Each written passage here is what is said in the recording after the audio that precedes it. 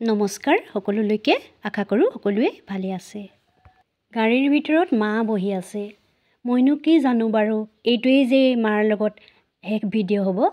আগতে গম পোৱা হ'লে মাক ভালকৈ দেখালোঁ হ'লে। আপোনালোকে ভালকৈ চাবচোন, শেষত মা আছে, কিন্তু কি কাৰণত ভিডিঅ'টো মাক ভালকৈ দেখুওৱা নহ'ল মই এতিয়া পাহৰি গৈছোঁ।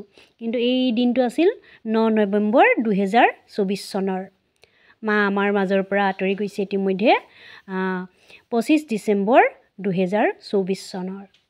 ইমান দুখ লাগে, মাক কিয় মই ভালকৈ দেখাব নহ'ল, কি কাৰণত সেইটো কথা মই পাহৰি গৈছোঁ। এতিয়া মনত পৰিছে, মাক আমি গাড়ীৰ পৰা নমাই আনিলোঁ ফটো আৰু ভিডিঅ' কৰোঁ বুলি। কিন্তু ফটো দুখনমান তুলিয়েই মায়ে গাড়ীলৈ উভতি গ'ল আৰু গাড়ীতে বহিলে। মোৰ কঁকালটো বৰকৈ বিষাইছে, মই বেছি দেৰি থিয় হৈ থাকিব নোৱাৰোঁ, ফটো তহঁতে তোল, এনেকৈ কৈ মায়ে মানে গাড়ীত বহিবলৈ গ'ল আৰু। তেতিয়া আমাৰো আৰু বিশেষ তেনেকৈ একো কৰা নহ'লগৈ। কিন্তু সেইটোৱেই যে মাৰ লগত শেষ ফটো হ'ব বা শেষ ভিডিঅ' হ'ব কেতিয়াও কল্পনাও কৰা নাছিলোঁ, ভবাও নাছিলোঁ। নভবা কথাবোৰে হয় আমাৰ জীৱনত, নহয় জানো।